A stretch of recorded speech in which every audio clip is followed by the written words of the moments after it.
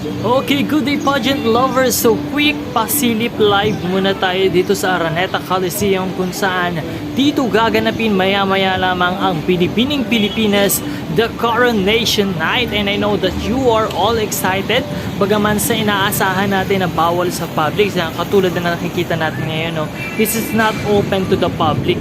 So ganito yung mga pangyayari ngayon. So konti lang yung tao kasi nga bawal siya sa public. But later on maya-maya lamang marami ng darating na mga visitors who are o yung mga personnel na allowed dito sa loob ng Araneta Coliseum. But still, syempre bilang mga taga-suporta, we are very excited at na malaman ang makokoronahan mamayang gabi na yan.